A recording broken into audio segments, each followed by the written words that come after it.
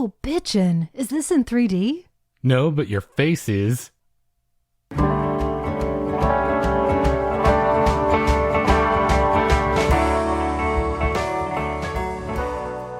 Welcome to the Magic Lantern Podcast, an ongoing informal discussion of the films we love and the things we love about them.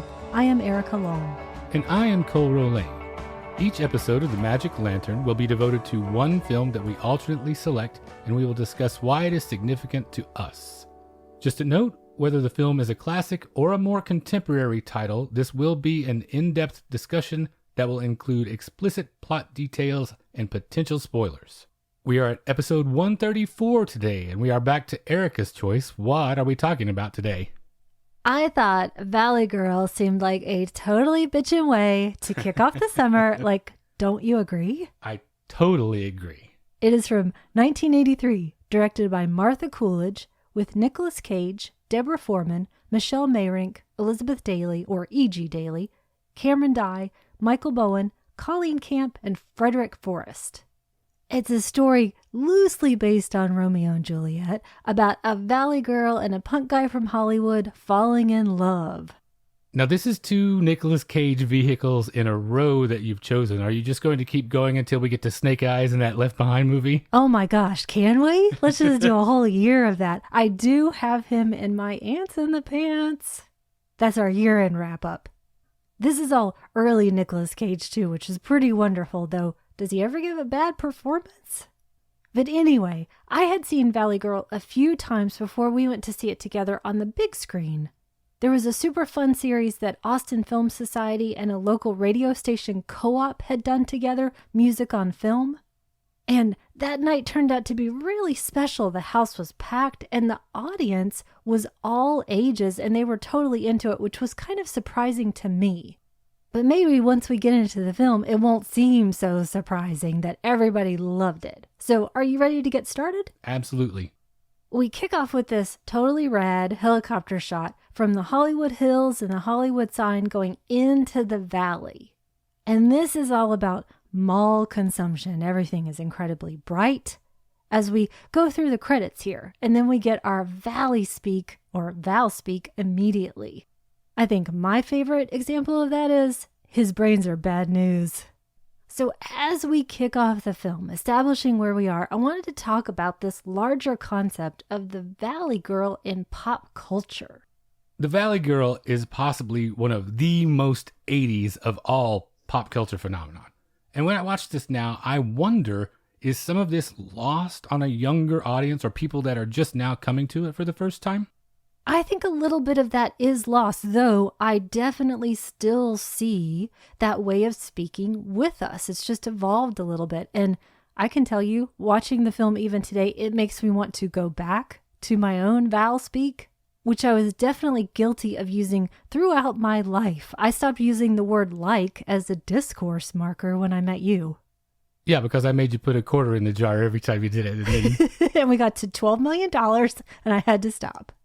No, it's funny that you bring that up because that's actually how the whole thing started. It all came about because of the Frank Zappa song from 1982. He wrote this clever little ditty mocking and policing the way a certain subset of young women from California spoke.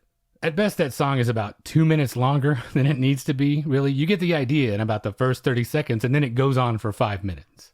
I still have no memory of that song. I was going to link to it in the show post, and it was also his daughter, Moon Unit Zappa, who was 14 at the time, who did the song with him. To me, it's one of those great instances where a piece of art, once it leaves its creator's hands, completely takes on a life of its own, regardless of what they intended. Because it's supposed to be a parody. It's supposed to be really a takedown, but did it, along with some other things though, spawn something much larger that people actually love in its own right? And if nothing else, it brought Grody to the max and Gag Me with a Spoon into our lives. Yeah, he went to all the trouble to write, record, and release a song entirely to be a dick to 14-year-old girls. And its greatest effect was to proliferate Valspeak farther and faster than it ever could or would have without his help. There was another big monument to this culture around the time that made a big impact on me. I don't know about you. And that was the TV show Square Pegs. Oh, yeah. I watched that. I watched it regularly. It ran from 82 to 83, and Tracy Nelson on the show was the person who did Valspeak. She said, though, that she was doing it long before that. But you put those two things together, and it seemed like it was all over America. Yeah, Valley Girls were a nationwide phenomenon. I remember human interest stories on our local news around about the same time that we had our first mall opening. And this became Zappa's only top 40 hit, the thing that he is most likely most remembered for by the culture at large. He bemoaned being pigeonholed as a novelty artist because of it, but, boo-hoo, pick on someone your own size next time. And then there was a lot of talk about what a savage critique it was of consumer culture, but Zappa had no problem setting up licensing deals for clothing, for cosmetics, for dolls, all under the Valley Girl banner. Zappa was a little self-important for my taste. I appreciate some of the music, obviously, but he had a very high opinion of himself, and he said terrible things about what was just an innocent group of young girls trying to have a good time. At one point in an interview, calling them disgusting. He also filed a copyright infringement suit to get the film stopped, but that didn't work. And then the film, it became something completely divorced from the song. It wasn't mocking the culture the way the song was. In fact, it studiously avoided any one-dimensional airhead stereotypes. And as I get older, I'm sure I laughed at that at 12 years old, and maybe times in between now and then. But as I get farther away from all this, and this goes for all kinds of things, dialects like this become like music from different time periods. It has its own rhythm, and there's a real charm to it. Well, back to the film, we've got our pack of girls, these friends, and they're on the beach checking out dudes, talking about this big epic party that's going to be happening. And we meet our romantic lead, Randy, and his friend. We're setting up this culture clash because they're from Hollywood. Which is not as obvious when you're in your bathing suit. Those costumes get dispensed with, and so... Yeah. I'm glad they have that scene. Especially with Nicolas Cage's crazy shaved chest in the V. That's the thing I probably remembered most from watching this as a little kid. But we start to see a bigger example of this as we go back to Julie, and she's getting ready for this party with her friend. And they're talking about the rest of their friend group, especially Lauren, who is the one who's more sexually aggressive, or at least talks more about it. And we also meet her parents, Colleen Camp and Frederick Forrest, the cool parents, talking about how things were so much wilder when they were younger in the 60s. And then this big set piece, kind of a central set piece for the film, where we meet all of these characters and get to know them a little bit better. At this big blowout party. And personally, I never went to a big forbidden party like that, even though it's not exactly forbidden because parents are there. Right. And they are running the buffet. They are. Serving ants on a log, do you think? That's exactly what it looked like, plus sushi. And also sexy stepmom trying to cock block her own stepdaughter. So there's that odd bit of competition. But the biggest and most important scene for me, the thing that says so much about what Martha Coolidge was trying to do here, is when Lauren gets the moves put on her by Tommy, who is Julie's ex-boyfriend. We should mention ex-boyfriend by about 15 minutes when this happens. Yeah, very soon. I totally don't love you anymore is what she has said. But they're in a bedroom. He's gotten her down to her bra. She's asking, what about Julie? She's not totally putting him off, but the biggest question that she asks him is, does this mean that we're going to be going together if we have sex? That's implied. Not for him, it's not, and he basically threatens to slut shame her at this point. The moment that I love here is Elizabeth Daily saying, get out, as he's already left. So here's where we come to what for me is kind of the biggest question of this episode, the thing that I'm most interested in. I think we get so many different representations of female sexuality in this film. And that's really a hallmark of Martha Coolidge's work, and that gender awareness as well, even though she didn't write the script. It reminds me a lot of another favorite of mine, Heather's, and how it portrays what women feel versus how they're perceived and what's expected of them. How do all of these representations strike you? I really like what she does with all of this. Julie has a great deal of autonomy, and she exercises it, especially compared to other teen comedy protagonists. In a lot of those other films, I feel like the characters are just swept along by tropes and lazy plot contrivances, which is what made them completely unrelatable to me. But in this, just as one example that you've already mentioned, Julie gives Tommy the gate. From the beginning, she is in control of things. And it's fun to see them doing the things that you referred to. She and her friends checking out guys, being vocal about it, engaging directly with their own impulses and comparing their experiences. There's the appropriate amount of confusion and curiosity that inexperienced young people are going to have reasonably. But the important part is that they're not afraid of it, and there's not some artificial double standard that's applied to their conversations versus the boys' conversations. So watching that, how does this reflect your conversations with your friends at that age about this stuff? Was it relatable in terms of autonomy, sexual confidence, peer pressure, all those things? It feels very relatable. In fact, I remember the first time I did stay out all night, it was my dad waiting for me, not to chastise me, but to tell me, your mom's really worried about you, so let's figure out how to manage this. And I definitely remember talking with friends about experience and everybody sort of being at a different place in their lives. And more than anything, which I love to see here, is this idea of being excited about it, liking it because it is fun. Which is why, again, that moment with Lauren makes me feel something really deeply. This idea that she wants to actually have a real connection, and why is it terrible to then also have sex with that connection? Yeah, E.G. Daily is freaking adorable, first of all, and this scene all by itself, this vaults her up to, in my opinion, equally as interesting and important as Julie in this whole thing.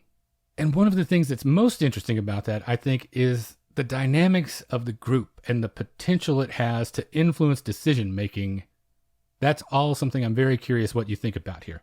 There is typically a hierarchy to friends groups like this. Everyone has a space that they occupy. Does she strike you as the one? You say that she's typically more aggressive about that stuff. Is that an attention-seeking behavior? Is she the one that usually doesn't get as much attention in the group? Does that make her more susceptible to Tommy's bullshit when he's paying specific attention to her? The dynamics that influence all of this stuff, I really am curious what you think about. I think she is such a complex character, and I don't fully know the answer to that question because I think about how much some of this might be rumor, and how clearly sometimes in your own groups in real life, when you blossom a little bit earlier than others, there's this perception again thrust upon you. You must be this person who is ready to go, even though emotionally you're still at the age that you are. I like that she's trying to at least be liberated and open to possibilities, maybe in a way that others aren't. And she gets kind of penalized for that by men, but she still doesn't let that stand, which I really like. And speaking of complexity, that's why I like Julie's character so much too, because there's that part that comes with this adventurousness for her. That maybe at the same time, she doesn't want the problems that come along with it. Well, I think the influence that friends have on each other, especially at this age, is crucial to your development. In a lot of cases, your peer group is everything. They certainly rate above your parents, probably teachers too. So I love the exploration of how expanding that group affects Julie. For example, later, Randy tells her that health food is cool. Her parents' store is cool. So far in her life, her narrow frame of reference is taken exclusively from her social circle. So it's fun to see her reacting to new influences and how she incorporates those ideas and begins to grow. And that also is played out in the way that the movie treats parents. I think that's really interesting too. It gives them the extra layers that it gives the young people. And like you mentioned, I love her parents so much. It does definitely outline the way that there are clearly different priorities for these generations, but her folks don't have to be all Frank Zappa about it. Julie's mom, Sarah, grew up in those wilder times, like I mentioned, and she's still a young woman, still excited. And then we've got that incredibly interesting character of Beth, played by Lee Purcell here, who is Susie's stepmom. And she's had this guardian role thrust upon her while she's still much more interested in her own sexual life and happy to bring some teenage boys into that mix. Yeah, the hot mom thing is something different altogether compared to the rest of the parent subsets in this. I think her and this implied predation may be the most exploitation touch that still remains in the picture after Martha Coolidge changed a whole bunch of things. That was definitely a huge theme then, too. 80s sex comedies were rife with the older woman, younger man trope. You've got Private Lessons, My Tutor, Class, Homework. Sylvia Christel built a whole empire on that post-Emmanuel, basically. These being more enlightened, quote-unquote, times, though, how does this play for you now? It makes me really feel for Susie in one respect, because she really just wants a mom. And I feel terribly about the whole situation. It seems wrong on a number of levels. But you weren't a 17-year-old boy in 1983. That's true. And I guess the age is kind of key here, too, pushing him slightly older, above the age of consent. It's interesting, too, that whole idea came back around in the American Pie series. To be fair, I don't think that idea is ever going to go away. Got it. But back to the more age-appropriate partnership here. When Julie and Randy first meet at the party, he approaches her, but I really like that she's the more direct one of the two. She straight up asks, "What are you doing here?" And then after getting thrown out, he sneaks back in through the window to wait for her in the shower. And when they finally meet and have time alone together, I love the way she reacts to him, how she can't mask how glad she is that he's come back. And he's at her service here. What'll we do together? I don't care anything. This is such a great scene, and this is where the film really stakes out the territory that it's different from its contemporaries. She's unsure but excited. He gets to exhibit a tenderness and a thoughtfulness that's uncommon to the genre. She won't let it go. She implores her friend, "Do this for me." It's equitable, and no one is trying to be too cool about it or above the thing. And how many of us would turn down when somebody says, "Let's get out of here"? I mean, that just sounds like the most fun ever. And the big adventure is they're going into Hollywood, getting out of the valley, heading into a club. By the way, this whole section in Hollywood at the beginning, it really does feel like the opening to Vice Squad. I was thinking the same thing. I think it's probably the same footage. And when we get into the club, this is when the music really starts to come alive for me. So I wanted to ask you a big question here before we talk about the music as a whole. Does it matter that the music is not punk rock? It's a little weird for me and people like me to watch on that count. Probably it's definitely a case of I don't think that word means what you think it means. But as punks, we learned a long time ago not to get our hopes up in terms of any sort of scene being accurately represented. So seldom do they get punk rock right in the movies. The band we get the most of is the Plimsolls, for instance, who I really like. But this is definitely more of a new wave scene if I have to classify it. This was around the time of the Germs and Fear, but Randy's favorite song to blast as they're driving down Hollywood Boulevard in the convertible, it sounds more like John Parr or Benny Mardones to me. In the Valley, I guess that must pass for pretty intense, so everything is relative, basically. And Stacy does nothing but bitch about the music the whole time, so it's too tough for her. Do you have a favorite song from the soundtrack? I'm going to say mine is the Plimsoll song. I would probably say the same thing. I've been a Peter Case fan for as long as I can remember, but it's such an iconic use of "I Melt With You" that it's hard to argue against that one. I just feel like that one's totally overplayed. It's in a Hershey's ad. Now it is, but in 1983, it was not. I feel like I've heard it probably every other day my entire life since then. Would you but rather I listen to more radio. Would you rather have Life in a Northern Town instead? Oh my God, I love that song.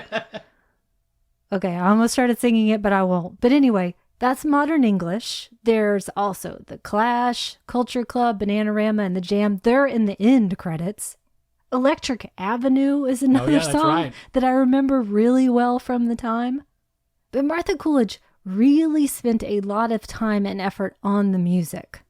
A huge chunk of the really small budget just went to getting licensing. She was only paid $5,000, by the way, because she said she spent years in clubs getting to know music for a film that never actually got made. So she wanted to bring the music here to bring something more emotional and vigorous to the story. She says, music is the soul and the heartbeat of a film. It says so much more than what the actors of the scene can say alone. So back in the club, even though the music is so loud, they are really connecting.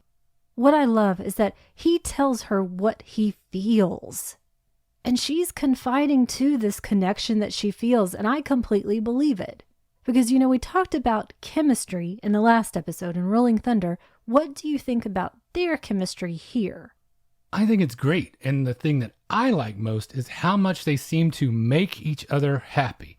I don't feel like in contemporary romantic comedies that the protagonists look at each other this much. Is that just my imagination? Because I don't watch a ton of them.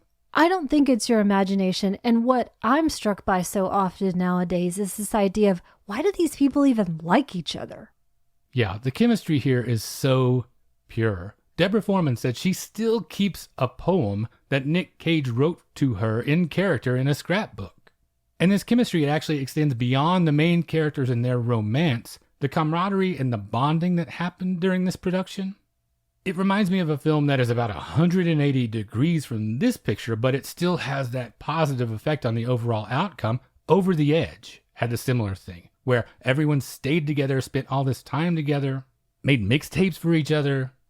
So all of this connection and that scrappy underdog nature of the production, it meant that a true connection really was formed, I feel like. And it does my heart good to hear those kinds of stories. It's not a necessity, but I certainly enjoy those instances where the nature and circumstances of the work are as fun and fulfilling as the work itself.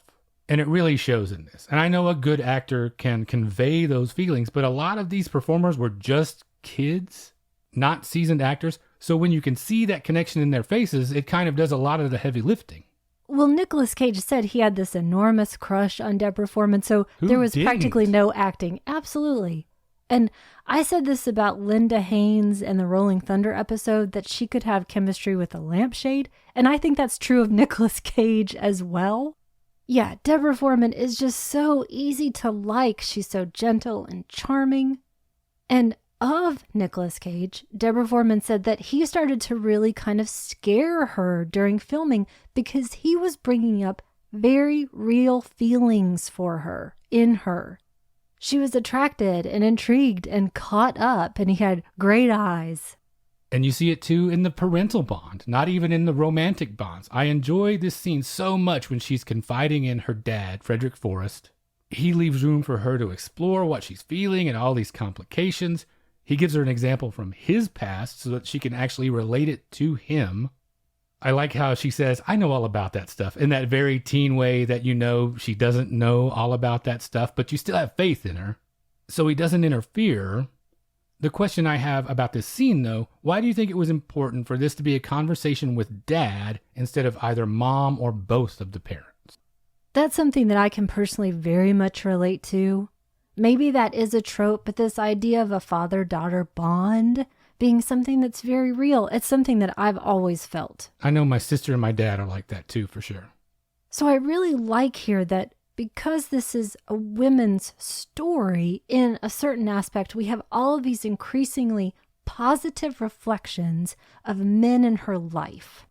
I think it's really important to not make her character vulnerable in that way to just the slickest person that comes along. It's the ability to give her agency that you talked about earlier. We get a really fun scene next. This is the student driving that they're doing where they're not paying attention to the road at all in order to talk to each other, including turning fully around to talk to the friends in the back seat. We've got our favorite Les Nessman is the driving instructor. Richard Sanders is so funny in this scene, especially when ultimately he just bails out of the car while it's still in motion. There's so many neat, fun little details about this that don't necessarily have to do with the conflict or the romance. Just the peripheral things are so fun to look at now. His cameo is a great thing. I really love the cash register in the very opening scene. It has about 9 buttons on it. The design, the actual physical design of the credit card being swiped. These are the sorts of details that Ty West would eat his heart out to be able to incorporate into the films he's making today. There's another detail that I love in general here, and this is something that Martha Coolidge also brought to the production, and that is some diversity. There was this idea that the valley was all white and it wasn't, and we see those different faces of color reflected, especially in the party, which is really fun to see. It feels more realistic. It's certainly something that I could relate to. So talking again about these kind of low expectations we might have had for this sort of genre. Especially as Roger Ebert said, it was a genre inspired by Porky's, essentially, that in contrast to all these sex-mad teenager movies, this film was actually convincing in depicting kids in love, and very importantly, doesn't try to get laughs by insulting or embarrassing teenage girls. And he definitely mentioned Martha Coolidge's influence in this aspect. He loved that everybody was in the same boat, the boys and the girls. They're trying to do the right thing and still have a good time. And the last thing that he said here that stuck with me is that even from a movie called Valley Girl, the kids in the movie are human. I certainly feel that. I think you do as well. Absolutely. In lesser hands, I think this could have been overly simple and broad. I'm sure it was conceived that way, but with Coolidge at the helm, though, it takes young women seriously, but it still lets them revel in their goofiness and their awkwardness. It recognizes them as a whole person that way, and it doesn't come down on them for it. Even E.G. Daly's character, who fools around with her friend's boyfriend, she isn't ostracized and she doesn't bear unduly harsh criticism or scrutiny for what could be perceived as a pretty egregious bit of boundary crossing. It gives them all kinds of room to be complex, to be joyful, and to make mistakes. In terms of feeling true or recognizable, it reminds me of another film we talked about. This is one you brought to me, and that's Gregory's Girl. I still and will likely always favor Gregory's Girl above all teen comedies. To me, it is the absolute top of the heap. But I would still call this a close cousin. This is a little more slick and commercial a product, if only for the way it uses music, for instance. Gregory's Girl captured that awkward time in both form and function, I feel like. But the best thing that they share in common is an honest sweetness. It makes me think, teen films, I don't know that they're sweet and hopeful this way anymore. Has the window for that closed? To do something like this now, would it seem uncomplicated in a way that modern kids couldn't relate to? I really hope that window hasn't closed, because I think there's always a way for young people at any age, at any time, to see honest representations of themselves that also have some aspiration to them to do something better. To be themselves, but keep trying to be a little bit better than maybe their baser instincts. To have some positive role models, to see good parents, to see good friends, to see the possibility for love. So we might not be giving young people enough credit in terms of what they're able to watch, and I'm certainly not a consumer of that kind of entertainment now, so I don't really know what's on the landscape. Well, I know a remake of this is, and I don't have high hopes for that. It could turn out to be great, but I have serious reservations about it. Some things I feel like should just be left alone. The other thing that this shares with Gregory's Girl, you made me think of, is an accuracy in its overall depiction of teen-sized lives. A lot of movies don't get that scale right. John Hughes films, Can't Hardly Wait, Superbad, throughout the decades, even the good ones feel off on one account. And it's a counterpart to something you said. They're aspirational, but not in the characters. They're aspirational in the writers, I feel like. They're distorted. This is a teen story through an adult's eyes. Especially the way the parties are portrayed, for instance, like you mentioned. These parties that are a centerpiece of a lot of these movies, maybe it's just where we grew up, but I didn't go to any either. So the best of these things, they actually feel kid-sized, not adult-sized, trying to shoehorn their sensibilities into a 16-year-old's life. And going back for just a second, too, Heidi Holliker, who played Stacy, Julie's friend, she talks about how they all felt that they were incredibly present for this film, which is why it still seems authentic and honest. And that Martha Coolidge had such a complete vision, that they had such a short shooting time, but a little bit of rehearsal. So they knew what they were supposed to be doing, and the characters were fleshed out, and they had great chemistry together, and all that time spent together that you had mentioned. That it just all works in a really special way. So we're still in those giddy moments of falling in love. Randy comes to the health food store and says once again, let's get out of here. And we've got that great montage of going out, making out in front of the Romeo and Juliet sign. So, do you think the film does effectively portray young love?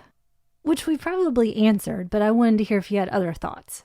I do have other thoughts, and I mean this in the nicest way, and I'm even referring to myself, obviously, thinking back to those years. Relatively, kids don't know much, based on experience, but they're trying, and they're operating so much on instinct. That's just the nature of things at that age. One of the drawbacks of that is that it makes it so easy for someone to exploit an advantage, either a potential romantic partner, someone in your friend group.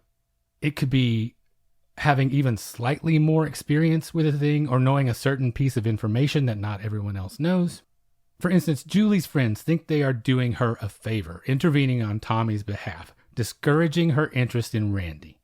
And she is doing her best, and she addresses it with everyone that's important to her. But the audience can see that she has made the wrong decision, obviously, and her friends are just teeing her up for Tommy to manipulate her again. I say she addresses it with everyone that matters. Randy is on the outside of this decision-making process, unfortunately. He is blindsided by this, and it's one of those things that I think does play into that. Does this portray teen romance effectively? She is very necessarily staking out her own space, and some of that includes making difficult decisions.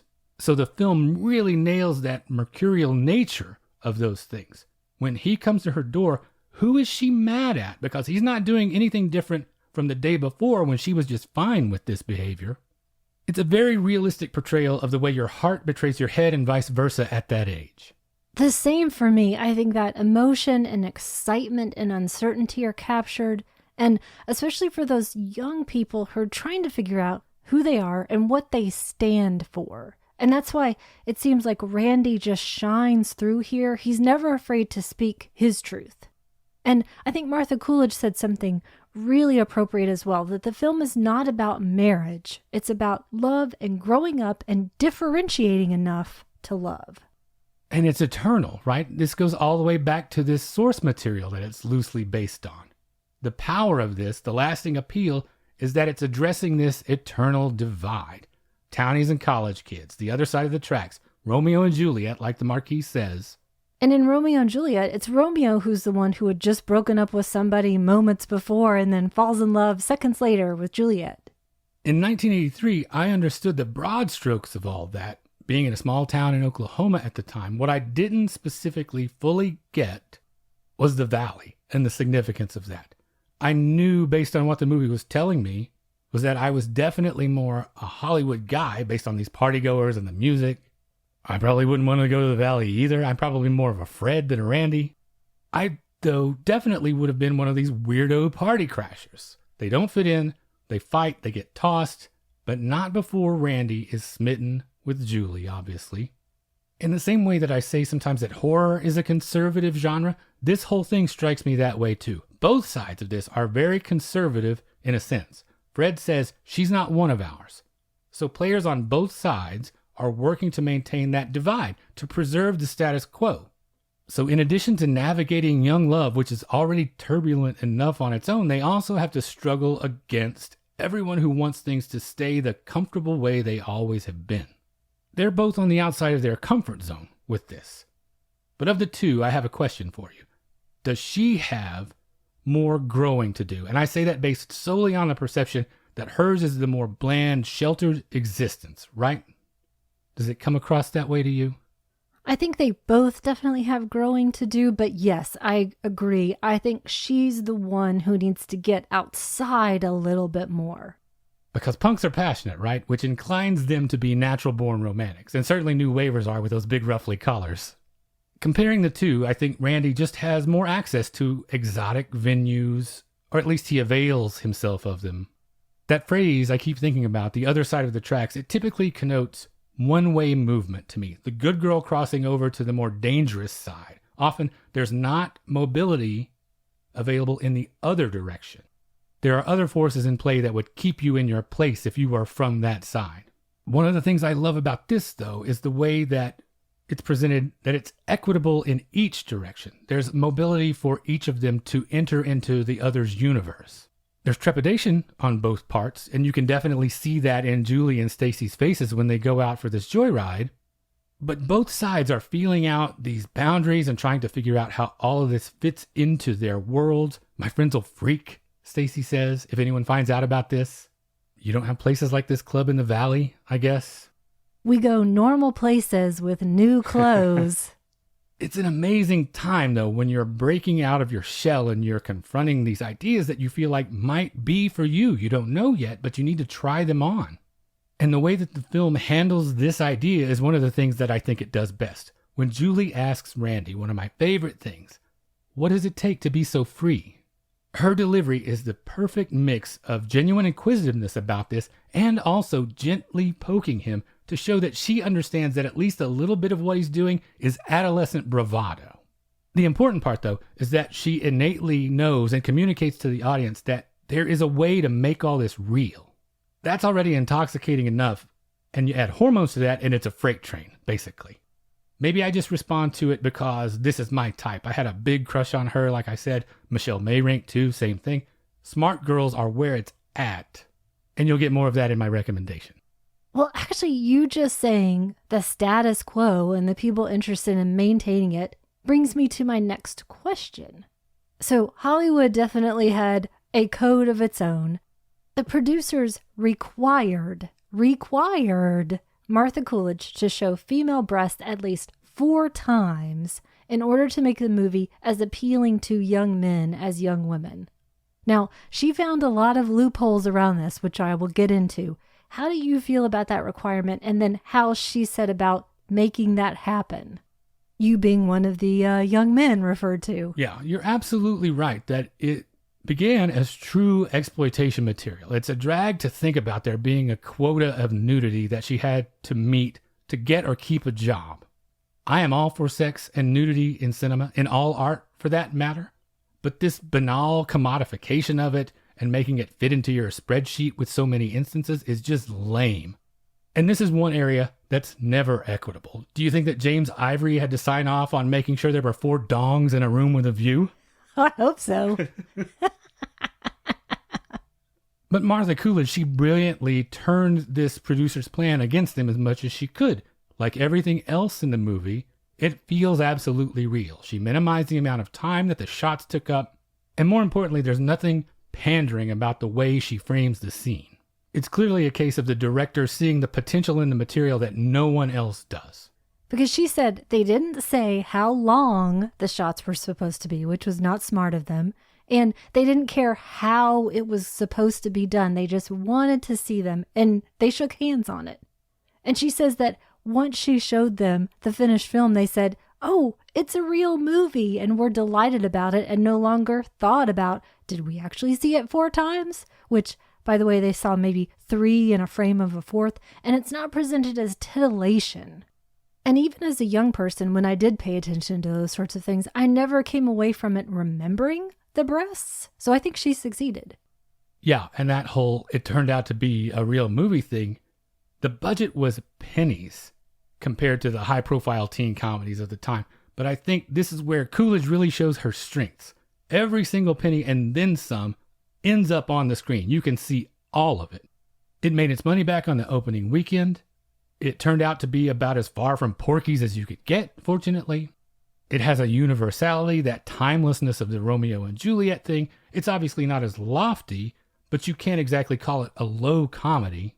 That conjures up something with the vulgarity and coarseness of a Porky's. Fast Times at Ridgemont High maybe has a little bit more of that than this does, yet it still transcends that at the same time. If this is not low comedy, then how would you characterize it? I think of it more of anything as sort of a spirited romance. I don't think about the comedy as much, even though I do laugh a number of times, and there's a lot of drama here, but more than anything, it's that spirit of love and its ups and downs with just that daring sense of adventure. So we've moved on now to this really difficult breakup. Julia's made her decision. She's breaking up with Randy, bowing to this peer pressure from her friends. And this is one of the key scenes that Martha Coolidge insisted on adding to the script, along with them falling in love. Her big contributions. How do you think those sequences added to the film? I can't conceive of the film without them. Those things are the heart of the film. What would it have been without that? Shopping? Yeah, I think it was really just this idea of the Valley Girls and the friends and the consumer culture. And she came into it determined to make it real, as she said, working with the screenwriters to make the story about romance and peer pressure and conformity versus individuality. Being a teenager is not about outrageous situations in real life. It's about not knowing what you're doing, but hopefully having a blast while you're figuring it out. There will be trials and tribulations, obviously, but it's a lot more interesting to me to see Deborah Foreman be given room and time to work it out instead of montages and peeping in the girl's shower and then all wrapped up with some saccharine bit of wisdom delivered at just the right time with just the right song on the soundtrack. It's a very fine line to walk, which I guess is why the list of great teen comedies is so short, in my opinion. And she said she felt those scenes were really necessary because from old movies, you get this idea that the most important thing you can play is wanting.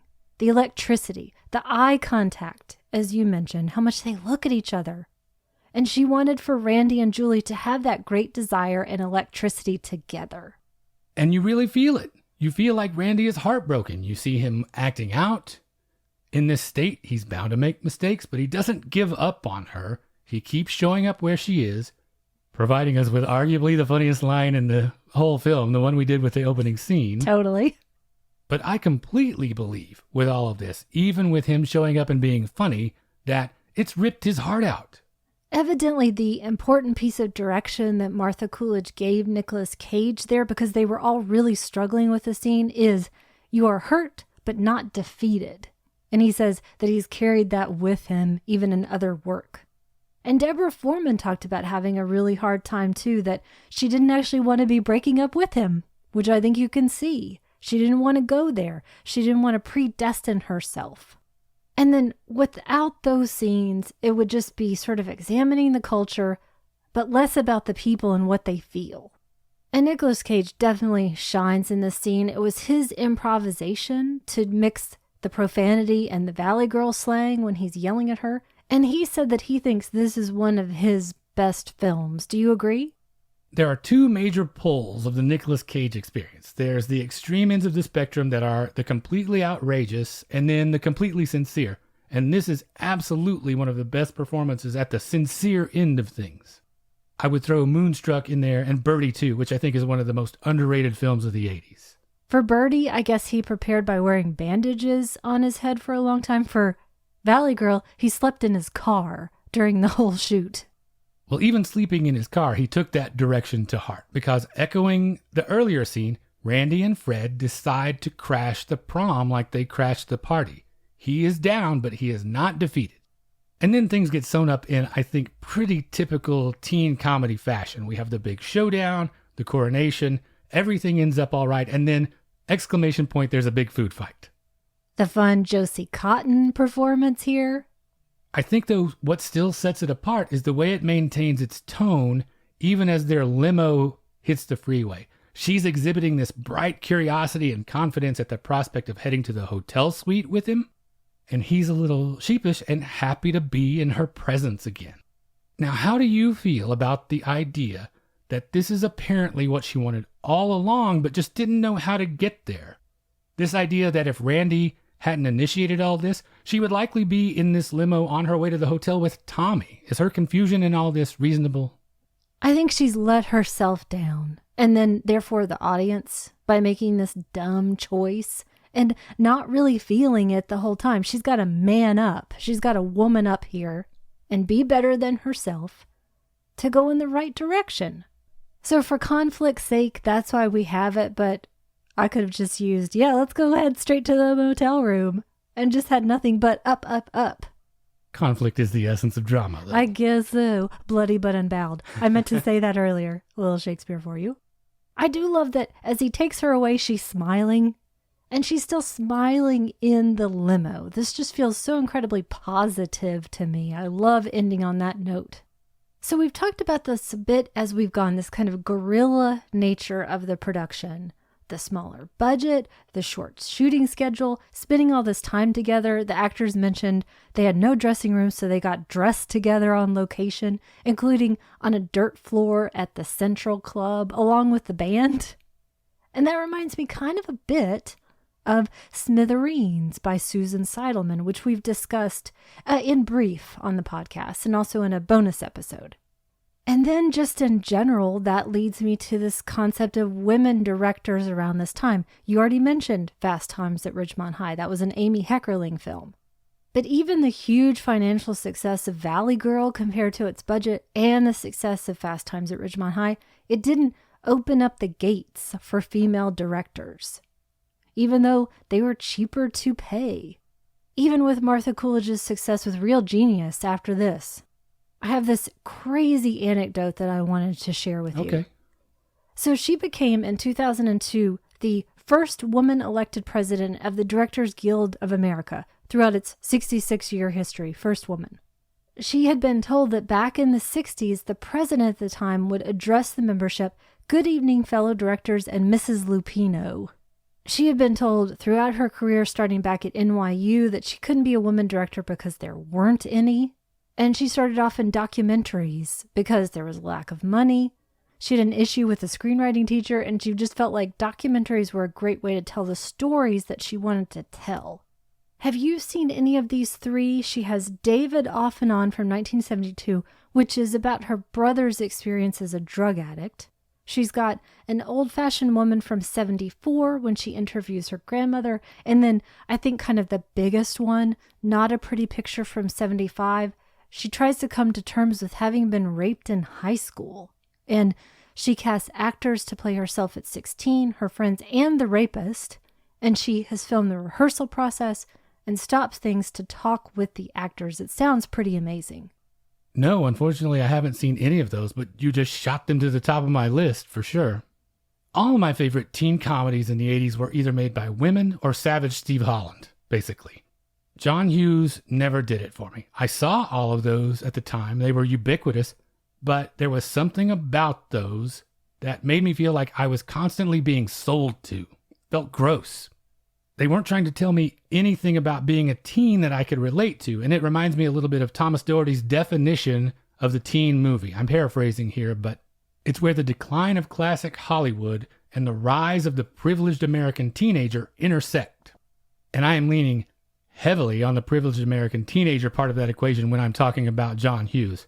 It felt like a bunch of broad archetypes meant to appeal to the largest cross-section of the demographic that had the most amount of disposable income. That's how those movies felt and still feel to me. He was a canny marketer more than a filmmaker. Now you compare that to what Martha Coolidge and someone like Amy Heckerling are doing, and there's just no comparison. Valley Girl and Fast Times at Ridgemont High are still funny and simultaneously very deeply rooted in what it means to be a real teenager, but there's an honesty and especially a vulnerability in these that all those other films lack. So when are we going to get Valley Girl in the Criterion Collection? I would love to see that. I think it's a cultural touchstone. It makes me think of another question for you, though. What might be keeping it from that?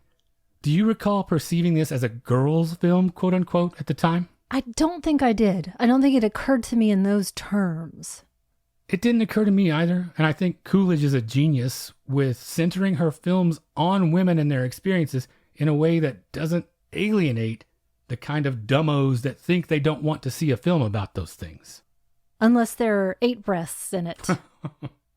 Well, going back to the question at the very beginning, or something I mentioned at the very beginning of the episode, was this viewing as much fun as our viewing at AFS with that audience that ended up being so special?